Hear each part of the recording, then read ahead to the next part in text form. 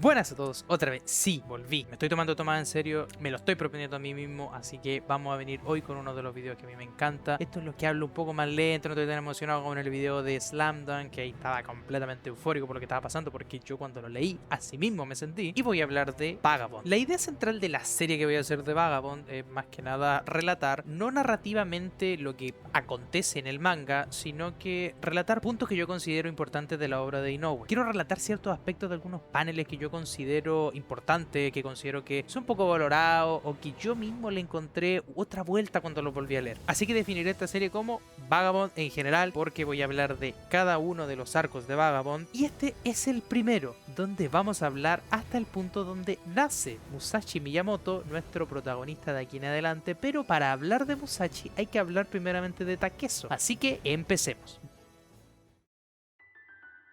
Vagabond no nos va a recibir con la gloria del guerrero, sino nos recibe en el barro, con la humillación, con el despojo de un hombre que acaba de salir del infierno. Nos lanza directamente a la post-batalla de Sekigahara, pero lo que vemos ahí no es el nacimiento de una leyenda, sino el despertar de un animal. Me gustaría definir a Takezo de este inicio simplemente como una bestia, y no lo digo como un elogio. Takezo fue a la guerra con una idea infantil, hacerse un nombre destajando a las personas. Él no buscaba justicia, no buscaba ideales, solo buscaba el hecho cínico de matar, de hacerse un nombre a través de este instinto tan básico de supervivencia. Y ese es el núcleo de Takezo, es el núcleo del desecho humano que nosotros conocemos en los primeros paneles y en el primer arco. Si hay algo que me fascina en la narrativa de Inoue, que siento que tiene que ver con Takezo, es su obsesión con los insectos. Los insectos en los paneles que ustedes ven ahí no están de adorno, porque una mantis religiosa, una araña, mata porque es su naturaleza, no siente culpa, no busca honor, no conoce la moral. Inoue nos está diciendo que Takezo es una especie de insecto gigante, vive en una amoralidad absoluta donde solo importa quién devora a quién, pero Takezo no puede vivir así. Los insectos pueden, porque carecen de razón, pero un hombre solo puede ser moral o no moral. Así que Takezo tendrá que apartarse de esta ilusión en la que vive de su amoralidad para escoger uno de los dos caminos. Si vieron mi video de Vinland Saga, recordarán que mencioné a Yaniche con un tema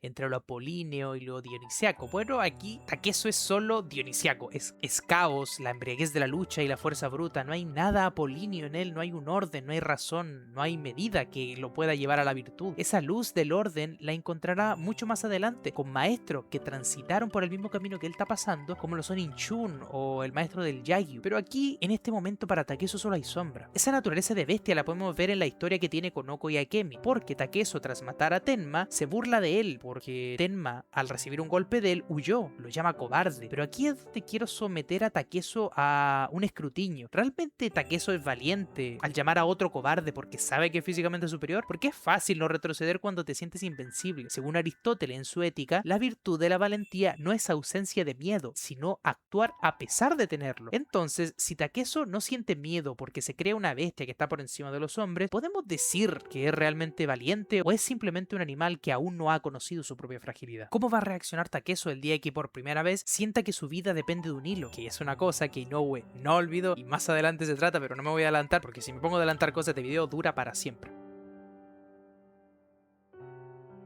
Otro punto importante que tiene Vagabond y que tiene este primer arco y esta base que nos sienta Inoue es el personaje de Matahashi, porque es obligatorio y necesario detenerse a hablar de Matahashi Honiden. Es probablemente uno de los personajes más brillantes de toda la obra, pero no por su grandeza como persona, sino por su verosimilitud. Matahashi es profundamente despreciable, precisamente en esa bajeza donde reside su importancia narrativa. Él es el reflejo de nuestra propia debilidad, esa parte rastrera, esa voz que nosotros acallamos, pero que Matahashi parece obedecer. Si Takezo es la bestia inalcanzable, Matahashi es el recordatorio de lo humano, de esa parte incómoda de nosotros que preferimos ocultar. Mientras Takezo avanza por instinto, Matahashi sobrevive mediante el engaño. Hay una secuencia que define completamente la esencia de Matahashi. Takezo, al intentar entrar a la casa de Oko para rescatarla, arriesgando su vida, sin dudarlo un segundo, deja a Matahashi afuera. Él se queda congelado. Inoue aquí nos regala un momento psicológico magistral, ya que Matahashi sabe que si no entra, vivirá para siempre a la sombra de su amigo. Intenta armarse de valor, cuenta hasta 3 y falla. En ese momento aparece Oko, pero no es que Oko interrumpiera su entrada cerrada la casa, es que Matahachi simplemente no fue capaz. En ese silencio, en ese 3 que nunca se convirtió en acción, nace su resentimiento y por consiguiente su caída como personaje y su descenso. Lo que sigue es el punto culmine de lo rastrero. Incapaz de Matahachi convertirse en un guerrero, elige ser un parásito. Napoleón interpretaba que Maquiavelo decía en El Príncipe que el fin justifica los medios para mantener el poder o la supervivencia. Matahachi aplica esto de la forma más vil. En ese acto, cuando Oko lo detiene y le dice que la única forma en la que ella sobrevivía era porque Tenma tenía sentimientos hacia ella, le dice que no sea muy cruel con ella, dándole a entender que ahora Matahachi debería estar al cuidado de Oko. En ese momento, Matahachi engaña a las dos personas más importantes para él. Engaña a su prometida, Otsu, y engaña a Takeso. A veces siento que se crucifica muy rápido a Matahachi, y lo puedo entender, yo mismo lo he hecho, pero su miedo a morir siento que lo más lógico del mundo. A lo mejor sus acciones pueden ser lo más rastrero del mundo, pero ese miedo que tiene es normal. En el universo de Vagabond, el raro no es Matahachi, es Takeso. La bestia es la anomalía. Por no sentir pavor ante el filo de una espada, Matahachi, en cambio, representa la miseria de quien quiere los beneficios de la gloria sin estar dispuesto a pasar por el precio de la sangre. Es un hombre asustado, atrapado en una mentira que él mismo construyó para no aceptar que en un mundo de guerreros él nació para hacer otra cosa. Uno de los temas más fascinantes que toca Vagabond es el miedo que esconden los que se llaman a sí mismos fuertes, y esto lo vemos en la raíz de todo. La relación de Takeso con su padre, Shinmen Munisai. Munisai se hacía llamar Invencible bajo el sol, pero era solo un hombre roto, y es muy contradictorio, pero este guerrero legendario le temía a su propio hijo. Veía en ese niño una amenaza que algún día lo llegaría a superar, llevándolo a ser un ser despreciable con su propio hijo. Bajo la lógica que impone Aristóteles en su ética, Munisai era un cobarde. Su fuerza era una máscara, no era capaz de abrazar a su hijo porque no podía dominar el temor que le causaba el futuro. Pero lo más interesante es que Takeso heredó esa misma debilidad, y es Takuan, uno de los mejores personajes de esta obra, quien se lo escupe en la cara antes que cualquier cosa. En su primer encuentro, Takuan se acerca a él sin armas. Takeso, con los nervios al límite por estar siendo perseguido, está listo para destajarlo. Es aquí donde Takuan lanza una de sus verdades más dolorosas de la obra. Le dice que es una bestia gigante, pero que tiene un corazón pequeño, y que aparte, él es el más débil de toda la aldea. Le recrimina que sea capaz de asesinar a un simple monje desarmado solo por instinto de supervivencia. Le dice, sin que le tiemble la voz, que él es el hombre más débil de la aldea. Porque una persona fuerte no necesita estar en guardia ante cada sombra. Una persona fuerte no le teme a todo lo que se mueve. Takeso no es un guerrero, es un manojo de nervios que muerde porque está aterrado. Su fuerza es en realidad el grito de un niño asustado que nunca dejó huir de su padre. Este patrón de la falsa fuerza se repite en este mismo arco con el comandante a cargo de capturar a Takeso. Es un hombre que se respalda en su rango para mandar a otros a morir mientras él se queda sentado. Cuando Takuan lo confronta y se burla de él imitando sus gritos chillones, llamando a Otsu, llamándolo incompetente aparte por cómo está manejando la captura, el general enojado saca su espada, pero Takuan ni se inmuta. De hecho, sigue recriminándole las cosas que está haciendo. Llega un punto en el que hasta el mismo Takuan se cansa de ver al general ahí con la espada en mano. Le pregunta, ¿hasta cuándo seguirás agitando esa cosa en tu mano? El general intenta cortarlo, pero su mano tiembla. Al igual que el padre de Takeso y el mismo Takeso en ese momento, el comandante no tiene el alma para sostener el arma que está portando. Al final, Takuan demuestra que la fuerza no es solo una espada. Le dice al general que él y Otsu serán quienes logren capturar a Takeso. Otsu es la única que no le tiene miedo y por eso es la más fuerte. Ella lo llama por su nombre, lo trata como un humano, y esa es la única debilidad de Takeso. Cuando Takeso encuentra a Takuan y a Otsu, se pregunta si Otsu será igual que el resto de las personas que lo tratan de demonio, que lo tratan de monstruo, que lo persiguen, que lo quieren muerto. Cuando Otsu se le acerca, lo llama por su nombre y llora, Takeso no puede ver otra cosa que no sea esa pequeña niña que conoció en algún momento, su mejor amiga de toda la vida. En ese momento, Takeso baja la guardia, desmayándose en el instante. Al bajar la guardia ante la única persona que no le tenía miedo, la bestia finalmente se permite caer, permitiendo a su vez que inicie su proceso de transformación.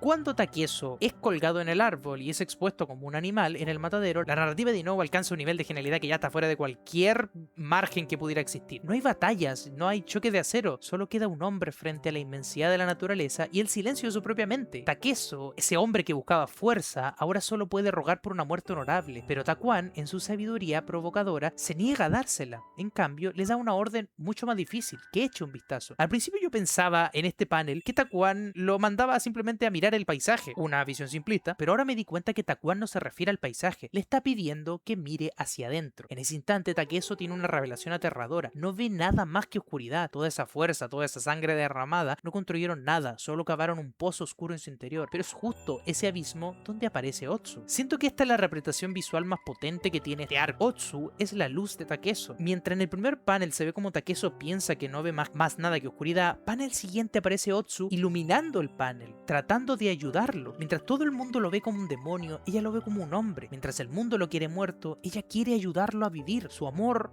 no es una debilidad romántica, es el ancla que mantiene a Takezo amarrado a su propia humanidad. Sin Otsu, Takezo se perdería definitivamente en la bestia. Pero la oscuridad no se rinde tan fácilmente. Cuando Kohei, el hermano del bandido que Takezo mató, aparece para reclamar su venganza, se produce un fenómeno que Inoue va a repetir más adelante. Algo como el corte mental, si le podemos decir de alguna forma. Kohei intenta atacar a Takezo, pero al ver a Takuan siente que ha sido cortado sin que el monje siquiera mueva un dedo. Esto sucede porque Takuan es un espejo. Él refleja el instinto asesino y la sed de sangre del propio Kohei, cosa que veremos también más adelante que le pasa a Takezo en un punto. Aquí vemos que Kohei es en realidad un reflejo de Takezo, un reflejo de lo que es, de esa persona atrapada en la espiral de muerte, un personaje que será increíblemente mejor tratado más adelante. Y como contrapunto a la luz de Otsu, en la vida de Takezo tenemos una sombra, la abuela Osugi. Ella representa una encarnación rara del fanatismo y la negación que puede tener una madre. Es incapaz de ver la bajeza de su propio hijo Matahashi y prefiere volcar todo su odio en Takezo. Es el recordatorio de que el odio a menudo nace de la incapacidad de aceptar la verdad de quienes amamos. Y en ese árbol, Takezo está atrapado entre dos mundos, el odio ciego que tiene Osugi y el amor redentor de Otsu, entre la oscuridad de su pasado y la posibilidad de un futuro que Takuan le va a empezar a mostrar. Hablar de Takuan daría para un video por cada una de sus intervenciones, pero lo que hace en este arco es quizá una de las bases más importantes que va a sentar. Tras liberar a Takezo de sus cuerdas, no le da la libertad, sino que le da algo mucho más pesado. La verdad, Takezo sigue pidiendo una muerte honorable, pero Takuan lo confronta con un raciocinio digno de Marco Aurelio. El emperador romano decía que no es la muerte a lo que el hombre debe temer, sino a no haber empezado a vivir, porque si no, será un hombre digno de este mundo que lo engendró. Takuan le aplica esta lógica de una forma increíble. ¿Por qué tú merecerías una muerte honorable? Le recuerda que ha destajado a personas sin pensar un segundo en sus deseos. Aquellos que cayeron bajo su espada tenían sueños, ambiciones o familia que los esperaba, o incluso no tenían nada de eso. Pero Takezo no respetó nada, simplemente les arrebató todo futuro posible. Solo está siendo egoísta, le dice Takuan. Si tú no respetaste los deseos de los demás, ¿con qué derecho exiges al mundo o a mí respetar los tuyos? Pero el sermón de Takuan va más profundo. Él ve a través de la máscara de la bestia. Takezo le dice que quiere morir, pero sus ojos gritan que quiere vivir. Takuan lo obliga a enfrentar su hipocresía. Si realmente quieres morir, anúncialo, anúnciatelo, exprésalo, regocíjate, porque si vas a obtener lo que pides, deberías estar feliz. Yo he vivido toda mi vida y no tengo arrepentimientos y puedo gritarlo al mundo, pero tú no lo estás, tú no eres feliz. Takezo, entre lágrimas, se rompe, la bestia se rompe y surge ese niño herido que llevaba en lo más profundo. Takezo se pregunta, ¿por qué nací? ¿Solo para ser abandonado y rehuido, para ser temido, odiado y despreciado? Soy el hijo de un demonio. Merezco morir. Realmente no sé ni por qué nací. Takuan le responde con una fuerza y una sabiduría que sabe que el pasado es una cárcel de la que se puede salir. Le dice, deja todo eso atrás. No tienes que cargar con eso. Esa vida que llevas no tiene ningún valor. Tienes que dejarla morir. En ese momento, Takezo se despoja de su ego y de su odio, y solo puede dejarse envolver por las palabras de Takuan pensando, ¿es verdad eso, Takuan? Es aquí donde podemos cerrar con la idea de Sartre. Somos lo que hacemos con lo que hicieron de nosotros. El mundo hizo de Takezo un demonio, un huérfano, un asesino, pero Takuan le da el poder de la elección al renombrarlo como Musashi Miyamoto. No solo le da un nombre nuevo, le da permiso para renacer, le da permiso para conservar como apellido el nombre de la aldea de la cual proviene, para que no olvide nunca eso, pero le da el nombre de Musashi para que decida hacia dónde va. Takezo está empezando a construirse como dice Sartre. Él será de ahora en adelante lo que hace con lo que hicieron de él. Takezo ha muerto y un vagabundo ha nacido. ¡Buah! ¡Qué viaje más impresionante por este arco! Como ya vimos, Takezo murió en ese árbol, pero ahora el camino de Musashi comienza. A menudo escucho que estos primeros capítulos de Vagabond son un poco lentos o aburridos porque no hay duelo legendario ni técnica sobrehumana, pero tras este análisis espero que te quede claro que Inoue no está perdiendo el tiempo, no está haciéndote perder el tiempo, está sentando las bases de una deconstrucción filosófica que pocos autores se atreverían a tocar. Parece que soy chupa media de Inoue y posiblemente, pero no importa. Musashi Miyamoto no nace de una victoria, sino del reconocimiento de la propia fragilidad humana. Nace de entender que la fuerza bruta es, irónicamente, la debilidad más grande que tiene un hombre. Este video es el inicio de una nueva sección. No quiero simplemente contarles qué pasa en el manga, porque para eso ya está el propio manga o canales de resúmenes. Quiero que nos sentemos a hablar de lo que representa cada tajo, cada silencio y cada arco de esta obra maestra. Quiero que analicemos juntos cómo un hombre se construye a sí mismo cuando el mundo solo le dio herramientas para destruir. En el próximo video seguiremos con Musashi hasta las calles de Kioto, donde su nueva identidad será puesta a prueba por primera vez ante la prestigiosa escuela del Yoshioka. Allí veremos si el nombre que Takuan le dio tiene el peso suficiente para sostener su nueva realidad. Si te gusta este enfoque que quiero darle a la serie de Vagabond o te gusta alguno de los otros videos que he hecho, por favor acompáñame a desglosar cada parte de Vagabond o cada parte de cualquier manga, cualquier historia, cualquier película o incluso juego que haya visto hace poco para así poder hacerle un video. Déjenme por favor en los comentarios si les gustó esto, si les gusta esta serie, y me despido aquí ya que no les quiero seguir alargando el video y espero que les haya gustado mucho. Vean el resto de los videos, me serviría muchísimo que se suscriban, que le den a like y por favor disfruten cada momento. Gracias por ver, aquí se despide este es su hermano abyecto y vomitivo. Hasta la próxima.